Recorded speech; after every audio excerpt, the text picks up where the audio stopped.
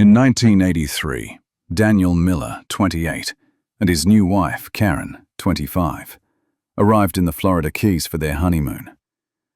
The resort promised a paradise: beachfront rooms, ocean views, and sunsets that drew couples from across the country. For Daniel and Karen, it was supposed to be the perfect start to their life together. But on the third night, everything changed. Daniel vanished.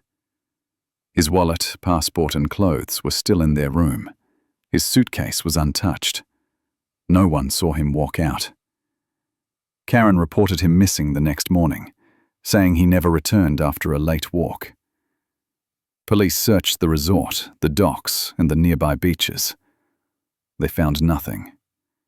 No footprints in the sand. No sign of a fall into the water. Guests remembered seeing Daniel and Karen at a beach barbecue earlier that night. Some said they overheard an argument about money. By 10:40 p.m., the couple was seen leaving the gathering together. That was the last confirmed sighting of Daniel Miller alive. Local headlines spread fast. Newlywed vanishes on honeymoon. The story rattled the community. Tourists asked if the island was safe. Residents questioned how a man could disappear without a trace in such a small place. Investigators worked around the clock. They interviewed Karen. They tracked down Daniel's acquaintances. They combed through the docks and even sent divers underwater. Still, no evidence surfaced.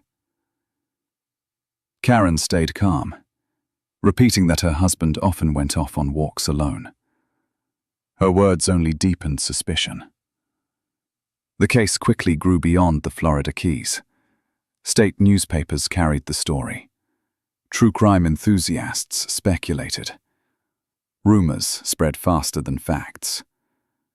With no body and no clear evidence, the disappearance of Daniel Miller became one of the most baffling mysteries in Florida at the time. Nearly 40 years later, the mystery would finally break open. But in 1983, all anyone knew was that a honeymoon had turned into a cold case. Before we continue, what do you think happened that night? Did Daniel wander off into danger by accident? Or did someone close to him know more than they admitted? Daniel Miller was 28 years old. He worked as a mechanical engineer at a mid-sized company in Miami. His colleagues described him as steady, reliable, and private. He wasn't the type to spend recklessly. Daniel saved carefully and often spoke about one goal: buying a small home in the suburbs, a place where he could build a future. Karen, his new wife, was 25. She worked at a local bank. Friends called her organized, confident, and ambitious. She came from a middle-class family in San Diego and prided herself on knowing how to handle money. Within her circles, she was the planner, the person who scheduled trips, calculated budgets, and pushed others to think ahead. The two met at a casual gathering through mutual friends. They began dating quickly, and within 12 months, they were engaged. To many, it felt fast. Some friends whispered that they didn't really know each other well enough, but Daniel insisted that things would settle once they were married. Still, people close to them noticed cracks. Arguments about money surfaced often. Daniel wanted to keep things simple, save for a house, and live within his means. Karen wanted more: nicer clothes, better restaurants, and a wedding that stood out. To Daniel, her careful control over finances sometimes felt suffocating. To Karen, his cautious nature seemed boring and limiting. When it came time to plan their honeymoon, Daniel suggested something easy and close to home: Key West, maybe even just a few days in Miami. Karen refused. She pushed for something bigger, more memorable. Finally, Daniel gave in. She booked a resort in the Florida Keys, the kind that advertised itself as paradise. A room overlooking the ocean, sunset dinners on the sand. On paper, it looked like the trip of a lifetime. But one detail from before the wedding stood out then, and would stand out even more later. Just 3 months before they married, Daniel purchased a life insurance policy. The payout was $500,000. The sole beneficiary was Karen. Friends didn't think much of it at the time. After all, insurance before marriage wasn't unusual. But after his disappearance, it became a central piece of the story. After the disappearance, Karen's behavior caught immediate attention. She reported her husband missing, but her demeanor raised eyebrows. Instead of panic or grief, she spoke calmly, almost coldly. When reporters asked her about the night Daniel vanished, she responded in short, practiced sentences. She didn't cry. She didn't stumble. To police and to the public, it felt unusual, too composed for a woman whose husband had just gone missing on their honeymoon. At first, the image of Daniel and Karen was one of stability. A young engineer, a bank employee, a future that seemed promising. But when investigators started pulling at the threads, another picture began to show. Money arguments, a rushed marriage, an expensive resort trip Daniel hadn't even wanted, and a large insurance policy that left Karen as the only one who stood to gain if something went wrong. This wasn't just a case of a man walking away. This wasn't simply a missing tourist in the Keys. To the detectives who first opened the file, Daniel's vanishing started to look like something deeper. A disappearance wrapped in tension, mistrust, and financial motive. By the time the first week of the investigation ended, public opinion was already shifting. Some still thought Daniel had drowned, lost to the currents off the island. But others whispered a darker possibility, that his new bride knew far more than she was saying. And as the years stretched on, that quiet suspicion only grew louder. It was the 3rd day of their honeymoon. The resort held a beachside barbecue for guests, complete with music, a bonfire, and drinks under the night sky. Couples laughed, families mingled, and the sound of guitars carried down the sand. Daniel and Karen joined the crowd. At first, they seemed like any other newlyweds, but some guests later said the couple looked tense, as if an argument had carried into the evening. At around 10:15 p.m., one guest sitting near their table heard raised voices. It wasn't a public scene, but it was noticeable. Daniel complained about money. He had questions about the cost of the trip, the way their finances were being handled. Karen's response was sharp, not the soothing tone expected. At 11:30 p.m., Karen said she returned to their room. She did not alert security, did not tell the front desk her husband hadn't come back. To investigators later, this detail mattered. Why would a woman on her honeymoon wait silently in her room if her new husband had supposedly gone missing in the middle of the night? The following morning, at 7 a.m., Karen finally reported to staff that Daniel never returned to the room. The hotel immediately called the island police. Officers began searching the grounds and the shoreline. The search started where Daniel was last reportedly seen. Teams scoured the dock, the beach, and the footpaths leading inland. They found nothing. No torn clothing, no footprints, no signs of a fall or struggle. Inside the room, Daniel's belongings were untouched. His wallet, passport, and suitcase were still there. Nothing suggested he had planned to leave on his own. Divers were sent into the waters off the dock. They checked the seafloor, the pilings, and nearby coves. They came back with nothing. The ocean was calm that night. The weather report showed no high winds, no strong currents. If Daniel had slipped, the body should have been visible near shore. Yet the divers surfaced empty-handed. Police put forward the first official theory, an accidental drowning. It was plausible enough at first glance. Alcohol had been served at the party. Guests were drinking. The dock was narrow, its edges slick with salt spray.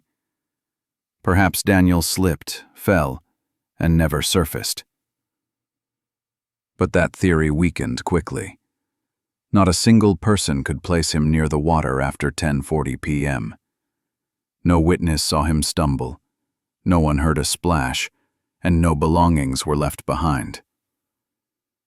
In cases of drowning near docks, something usually surfaces: shoes, clothing, or signs of a struggle on the planks. Here, there was nothing. From 10:40 p.m. onward, Daniel's presence simply ended. It was as if he had been erased in the space of minutes.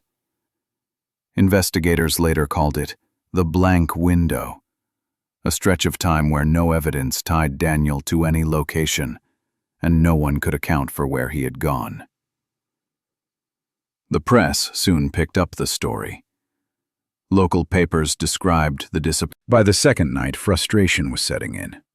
Without a body, without witnesses, the case had no clear direction. Theories began to diverge. Some thought Daniel had walked away voluntarily. Others suspected foul play but could not say by whom. And many clung to the drowning explanation, even though the evidence didn't fully support it. The resort tried to calm guests, insisting it was an isolated event. But word spread quickly through Florida. Newspapers ran with dramatic headlines, fueling speculation about what had really happened in the dark. This night, November 18, 1983, would become the focal point of the entire case. Every later theory, every suspicion, every accusation would circle back to those 2 hours between 10:40 p.m. and midnight. Hours when Daniel Miller should have been seen by someone, somewhere, but instead seemed to vanish into nothing. And from that silence, suspicion grew. Not just of accident or bad luck, but of intent. The morning after Daniel was reported missing, investigators had very little to work with. No body, no scene, no clear explanation. With such a thin trail, they turned quickly to the people who were closest to him that night. 3 names surfaced almost immediately: his wife Karen, his old friend Mark Jensen, and a resort employee named Luis Ortega. Karen was the most obvious starting point. She was the last person confirmed to be with Daniel. Guests at the resort had seen the two of them at the beach barbecue that evening. At first, they seemed to blend in with the crowd. Music played, the bonfire glowed, and couples danced under the stars. But several people noticed a tension between them. At one point, their voices rose, sharp enough that nearby guests caught fragments about money and future plans. When questioned, Karen's account was short and almost rehearsed. She said Daniel had wanted to walk alone after the argument. According to her, he often liked to clear his head. She said she went back to their room around 11:30 p.m., expecting him to follow soon after. She admitted she wasn't worried enough to call the front desk or report his absence during the night. She only raised the alarm at... Mark told investigators he had not seen Daniel during his stay on the island. He claimed he spent most of the night at a small bar near the marina, chatting with strangers and watching a local band.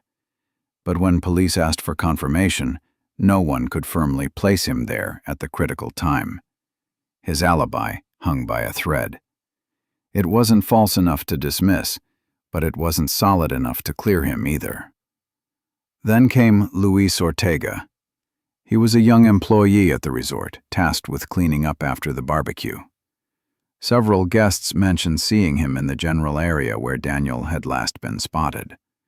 Rumors began almost instantly. that Ortega had spoken with Daniel after the party, that maybe he knew more than he was admitting. When questioned, Ortega said he had done nothing more than pack up chairs and tables. He denied having any private conversation with Daniel. Investigators checked his background. He had no serious criminal record, only minor local citations. Still, he became an easy target. He was young, he was staff, and he was in the wrong place at the wrong time.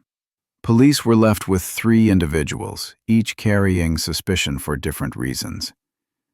Karen, the wife who stood to inherit a $500,000 life insurance policy. Mark, the disgruntled friend with a past grudge. Ortega, the worker whose proximity fueled speculation. But suspicion is not evidence. Detectives pressed all 3. Karen repeated the same version of events. Daniel walked away. She went back to the room. She woke alone. Nothing more. Mark insisted he never crossed paths with Daniel. Ortega stuck to his story. He cleaned up, then went home. The problem was not what they said. It was what couldn't be proven. There were no witnesses who saw Daniel leave with Karen or Mark or Ortega.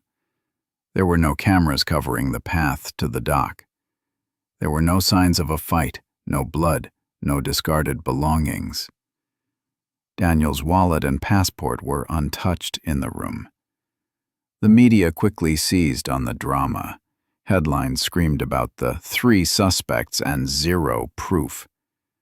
Television segments painted Karen as the cold widow, Mark as the bitter ex-friend, and Ortega as the mysterious staffer who knew more. Behind the noise, the investigation stalled. Detectives searched the shoreline, checked passenger ferries, and interviewed staff. But they had nothing concrete to hold anyone. They couldn't prove that Karen lied. They couldn't prove that Mark had opportunity. They couldn't prove that Ortega ever crossed Daniel's path. Theories multiplied in the void. One suggested Daniel had drowned after slipping from the dock, a tragic accident disguised as mystery. Another claimed Karen staged the disappearance to cash in on the insurance. Others believed Mark confronted him over money, and still others whispered that Ortega might have been involved in something darker. But none of those theories could be tied to evidence. Investigators had no weapon. They had no timeline past 10:40 p.m. They had no body. The official report at the time reflected this vacuum. It listed all 3 individuals as persons of interest, but admitted that no charges could be filed. For the public, it was maddening. A man had vanished in a crowded resort. 3 possible suspects stood in plain view, yet not a single piece of forensic evidence or credible witness testimony tied any of them to the disappearance. The case teetered between suspicion and dead end. For Daniel's family, the lack of resolution was agonizing. They distrusted Karen but could not prove anything. They looked warily at Mark but could not link him. They wondered about Ortega but had no answers. For years they pushed authorities to dig deeper, but each push ran into the same wall. There was nothing solid to hold. The result was a perfect storm of rumor, speculation, and ruin. Karen lived under a shadow she could never shake. Mark lost his career. Ortega fled his community.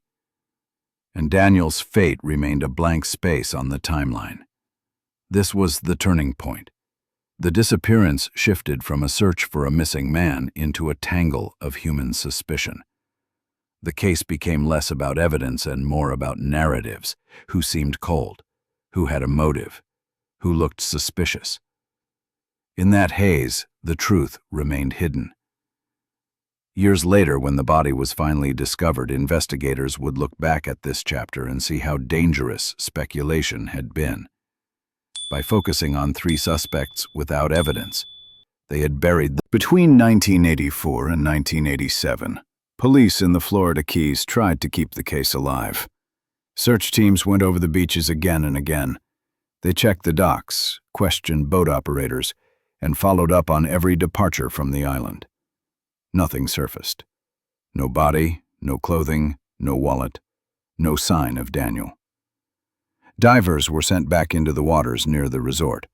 They covered the pier, the reef shelf, and even the coves used by fishermen. Conditions were calm. Visibility was fair. Yet the result was always the same: empty hands. Without physical evidence, the investigation lost momentum. By the end of 1987, the file was officially labeled a cold case. It was moved out of the active queue and into storage.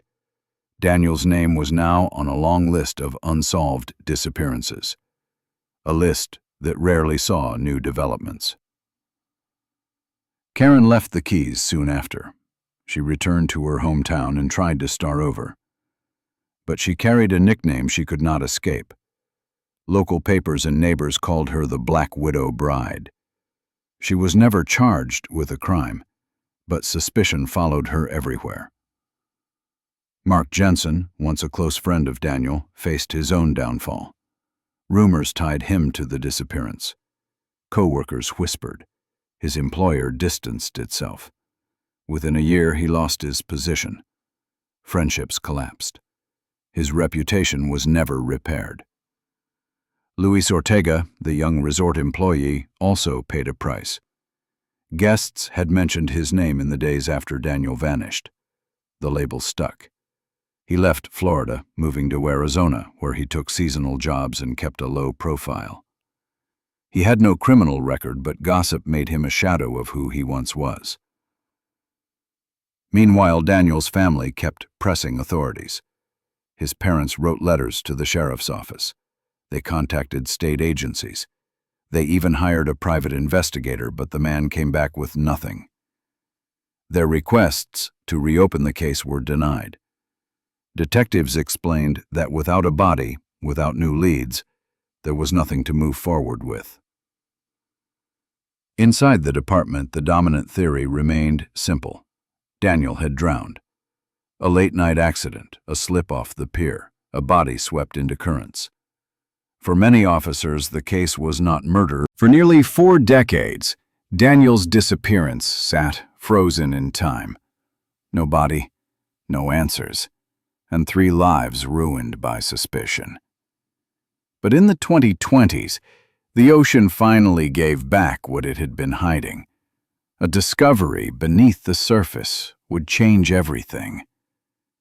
Before we dive into Part 6, tell me, after hearing the dead ends of this cold case, do you believe Daniel drowned in an accident?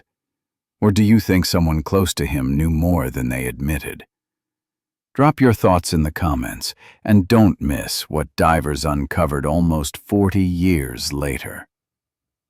In 2021, nearly 4 decades after Daniel Miller vanished on his honeymoon, the case took a turn no one expected. A group of recreational divers set out to explore underwater caves off the Florida Keys. Their goal wasn't crime-solving. They wanted footage for their YouTube channel, documenting hidden caves and marine life. They followed marked routes, familiar to locals and experienced divers, until they drifted into a narrow passageway. It was a side chamber, uncharted and darker than the rest. The water was murky. Visibility shrank to only a few feet. As their lights cut through the clouded water, one diver noticed something lodged between 2 rocks. At first, they thought it was debris, maybe a lost wetsuit or fishing gear. But as they swam closer, the outline was unmistakable. A human skeleton. The remains were wedged deep inside the rock crevice. Clothing clung to the bones, tattered but still recognizable as fabric from the 1980s. The divers froze, realizing they had stumbled into something far beyond exploration. They stabilized themselves, circled carefully, and caught footage of the site. Near the body, they found a decayed leather wallet. Inside, pressed between layers, was a faded identification card. The name was just legible enough: Daniel Miller. The discovery was chilling. On the wrist, the skeleton still wore a metal watch. When checked later, investigators confirmed the watch had stopped decades earlier, the hands frozen at around 11:20 p.m. That time matched the very window Daniel was last seen alive, in 1983. The divers also noticed something more disturbing. The skull bore a clear fracture. Large, blunt, unnatural. This wasn't the mark of someone who slipped on wet rocks. It looked like a violent strike. The divers surfaced immediately. They contacted local authorities, who sealed off the area and brought in forensic specialists. The site was treated as a potential crime scene, and every item was carefully removed for analysis. News spread within hours. By the next morning, headlines across Florida and then the nation carried the story. Honeymoon case reopened after 38 years. A disappearance once thought to be a drowning accident was now under a homicide review. Forensic teams got to work. The remains were transported to the state lab. Dental records, kept in storage since the 1980s, were matched against the skull. The result was definitive. The body was Daniel Miller. After almost 4 decades, the missing groom from the Honeymoon in Florida Keys was no longer missing. For his family, the news was devastating, but also clarifying. They had lived for years with suspicion, rumors, and silence. Now they had proof. Daniel had not walked away. He had not simply drowned. Something violent had happened. Investigators focused on the skull fracture. The pathologists concluded the injury came from a blunt object. The strike had enough force to cause rapid unconsciousness or death. This was not consistent with a fall into the cave. Even if Daniel had stumbled into the water, natural impact would not have produced such a concentrated fracture. Attention also turned to the watch. The frozen time was eerie but important. The watch had stopped ticking around 11:20 p.m., lining up with the last moments when Daniel was reported alive. This detail helped narrow the timeline further, suggesting the fatal blow occurred almost immediately after he left the beach party with Karen. Investigators then revisited the scene itself. The body's location inside a submerged cave told a story. Daniel could not have ended up there on his own. The spot was hidden, difficult to access, and not along any normal swimming or diving path. Someone had placed him, or pushed him, into that cave.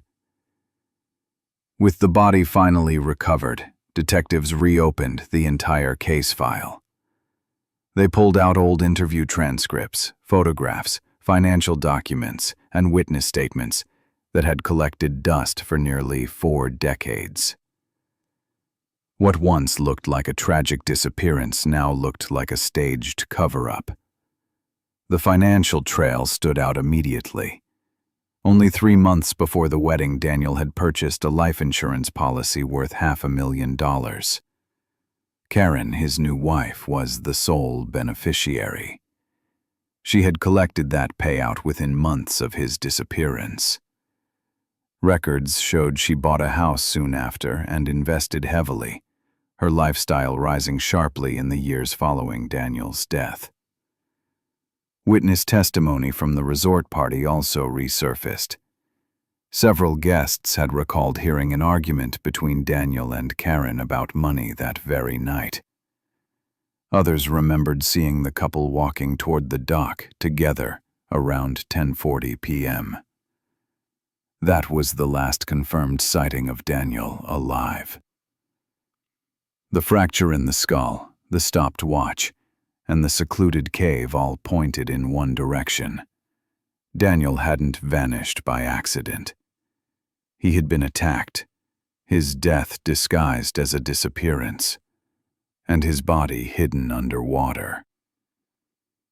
The discovery cleared the air for 2 other men. Police publicly acknowledged that mistakes had been made in the 1980s. Delayed searches, uncollected surveillance footage, and assumptions of drowning had cost decades of progress. The body's recovery now corrected the course. By reopening the file, detectives set in motion the next phase. The evidence pointed to Karen, but prosecutors needed to test whether the case could withstand trial after nearly 40 years. The forensic report was strong, but defense attorneys would argue decomposition and time had damaged its reliability. Still, the combination of the skull injury, the insurance motive, the timeline, and the witness statements gave prosecutors confidence. For the Miller family, the moment was bittersweet. They finally knew where Daniel had ended up, but the truth confirmed their worst fears. The man they loved had been betrayed and hidden away for decades, only to be found by accident. The breakthrough underwater marked the end of speculation. Daniel had not vanished into the night on his own. He had been silenced, left in the dark of an underwater cave, until chance discovery brought him back into the light. After 38 years, the cold case was no longer cold. The investigation shifted from doubt and rumor to evidence and prosecution. The question was no longer what happened. The question was whether the courts could prove it, and whether justice could finally reach the woman many believed had orchestrated Daniel's end. The remains of Daniel Miller were now in the hands of forensic scientists. For decades, people speculated he had drowned or disappeared. Now the truth could finally be tested in a lab. Every detail of the evidence pulled from that underwater cave would be examined, and those findings would determine whether this was an accident or a homicide. The skull told the first and most important story. Forensic pathologists studied the fracture closely. It wasn't random. It wasn't the kind of injury someone would suffer by falling into water or striking rocks underwater. The crack was concentrated, deep, and delivered with force. Their conclusion was clear. Daniel had been. Next came the wristwatch. The metal watch still clung to his arm when divers found him. Over the years it had corroded, but when specialists examined it, they noticed the mechanism had frozen at a very specific time, 11:20 p.m. That detail mattered. Daniel and Karen had been seen leaving the beach party around 10:40 p.m. By 11:30, Karen returned to her room alone. Somewhere in that narrow window, Daniel's life ended. The frozen hands of the watch supported that timeline with chilling precision. It placed the moment of death almost exactly between the couple leaving the party and Karen showing up without him. Investigators then turned to the financial files that had sat dormant for nearly 4 decades. They requested bank records, insurance claim documents, and property purchases. The trail was straightforward. Daniel had taken out a $500,000 life insurance policy just 3 months before the wedding. Karen was the sole beneficiary. Within months of Daniel's disappearance, she had collected the payout. Records showed she purchased a house soon afterward. She also invested heavily in stocks. Her standard of living increased dramatically, even as she told police she was devastated by the loss of her husband. The insurance money transformed her life. The prosecution team described this as the motive that tied the case together. Without the body, suspicion alone wasn't enough in the 1980s. With the body and the skull fracture, the insurance policy looked less like financial planning and more like a setup. Karen had motive, means, and opportunity. She also benefited more than anyone else from Daniel's death. Detectives also pulled out old interview transcripts, this time re-examining every statement. Back in 1983, several guests had told officers they heard Daniel and Karen arguing during the beach barbecue. The subject was money. One guest remembered Daniel raising his voice, frustrated about expenses, while Karen snapped back, equally angry. More importantly, one witness reported seeing them together heading toward the dock later that night. That account had once been overlooked. Without a body, it was considered weak. Now it became vital. Daniel was not alone when he left the party. He was with Karen. Piece by piece, the evidence formed a picture. Investigators also recognized what this new evidence meant for the two men who had carried suspicion for decades. Mark Jensen, Daniel's former friend, had been whispered about in town as a possible suspect. Luis Ortega, the resort employee, had endured gossip that he might have lured Daniel away. Both men had denied involvement, but rumors had destroyed careers and reputations. With forensic results pointing directly to a targeted assault and a clear financial motive, both men were effectively cleared. Police publicly stated that neither Jensen nor Ortega had any connection to the homicide. After 40 years, their names were finally released from suspicion, though the damage had already been done. The police summarized the situation bluntly. Karen Miller had carried out a nearly perfect plan, missing only one thing: the body. That missing piece had kept her free for almost 4 decades. But once the body surfaced, the plan unraveled. The watch, the skull, and the financial trail became a combination strong enough to support a homicide charge. Forensics also ruled out alternative theories. Some argued Daniel might have been mugged or attacked by a stranger near the dock, but there was no evidence of robbery. His wallet had been recovered underwater. Nothing valuable was missing. Others wondered if he had simply slipped, hit his head, and drifted into the cave. But the nature of the fracture contradicted that. A slip into water might cause multiple scrapes or superficial injuries, but not a single deep blow like the one found on his skull. It was consistent with a strike from behind, not a fall from above. By the time the forensic team delivered its final report, investigators had what they needed. They presented a timeline. Daniel leaves the party with Karen. At some point near the dock, he is struck on the head, likely with a heavy object. The blow incapacitates or kills him. His body is then pushed or placed into the water, drifting into the submerged cave where it remained hidden for decades. Shortly afterward, Karen returns to her room and later reports her husband missing, framing it as if he wandered off. Within months, she claims the insurance. For Daniel's family, the shift was overwhelming. For years, they had suspected foul play but could not prove it. Now the science validated their suspicions. Their son, brother, and friend had been murdered.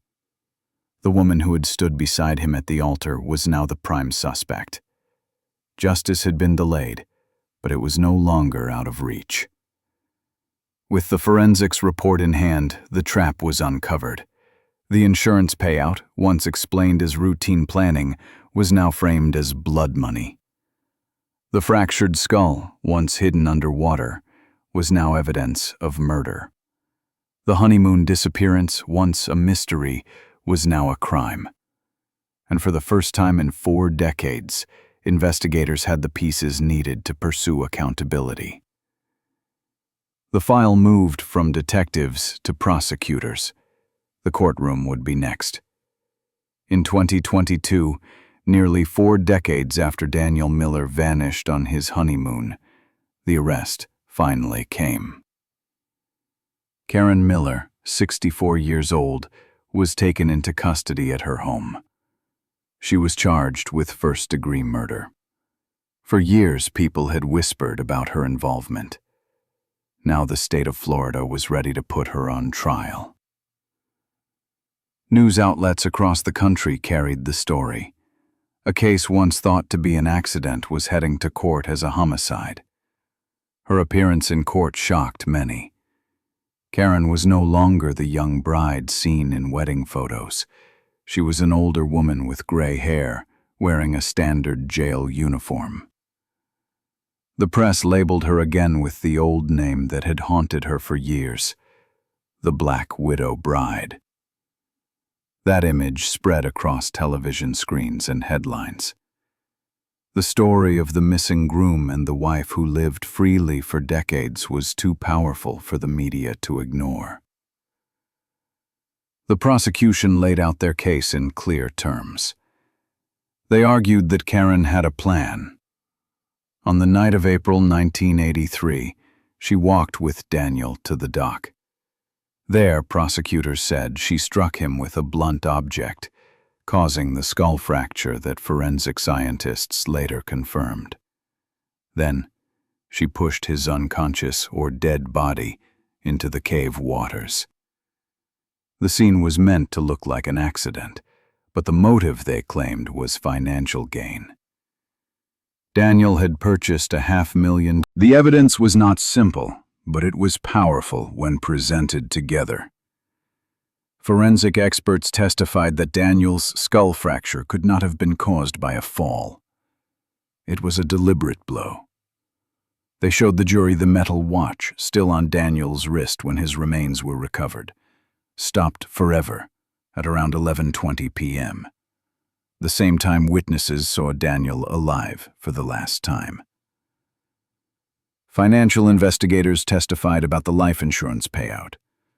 Records showed how Karen used the money to buy a house, invest in stocks, and elevate her lifestyle. The prosecution pointed out that her financial rise was almost immediate after Daniel's disappearance.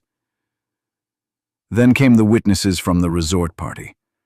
One recalled hearing Daniel and Karen argue about money that night. Another remembered seeing the couple walk together toward the dock shortly before midnight. These details had existed for years, but only now, paired with the recovered body and forensic results, did they form a timeline that was hard to ignore. The defense fought back, insisting that the evidence was weak after so many years. They reminded the jury that the body had been underwater for decades. Decomposition, they argued, made it impossible to know exactly what had happened. They told the jury that no one had seen Karen strike Daniel. No one had witnessed her pushing him into the water. There was no murder weapon. They insisted that the case was built only on speculation and hindsight. But prosecutors countered with a simple point. The puzzle pieces fit. The skull fracture, the stopped watch, the financial motive, and the eyewitness accounts all pointed in one direction. This was not an accident, not a drowning, but a calculated act. They told the jury, "You don't need to see the act itself when every piece of evidence tells the same story." The atmosphere in the courtroom was tense throughout the trial. Reporters filled the gallery. Members of the public lined up outside for seats. Every word from forensic experts and financial investigators was reported in real time. When the pathologist described the fracture in Daniel's skull, the courtroom was silent. When the witness recalled the couple walking toward the dock together, jurors leaned forward. Daniel's family sat through it all. For years they had suspected the truth but lacked proof. Now, piece by piece, They watched the case unfold. The discovery of the body had given them answers, and the trial promised the justice they had waited for. After 2 weeks of testimony, the case went to the jury. The deliberation was brief, just 6 hours. The verdict was unanimous: guilty of first-degree murder. The judge handed down a sentence of life without parole. Karen Miller would spend the rest of her life in prison. The reaction outside was immediate. The press declared it the end of one of Florida's most haunting mysteries. The public called it the Honeymoon murder. For Daniel's family, it was justice delayed, but not denied. For Karen, it was the end of decades of freedom built on lies. But the trial also raised questions. Why had it taken almost 40 years to solve? Could the case have been closed in the 1980s if investigators had treated the disappearance differently? Those questions lingered, even as the verdict brought closure. The courtroom phase of the story was over, but the impact of the case was far from finished. What came next was the lasting legacy. How this case changed lives, shaped public opinion, and influenced law enforcement for years to come. Nearly 40 years after Daniel Miller vanished, his family finally had an answer. When the trial ended, they gathered at the Florida Keys, the very place where his honeymoon had turned into tragedy. They lit candles along the shoreline and spoke his name. It was not a grand ceremony, but it carried a message they repeated every year.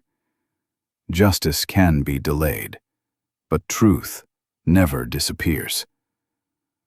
One of Daniel's sisters said simply, "We waited almost 40 years.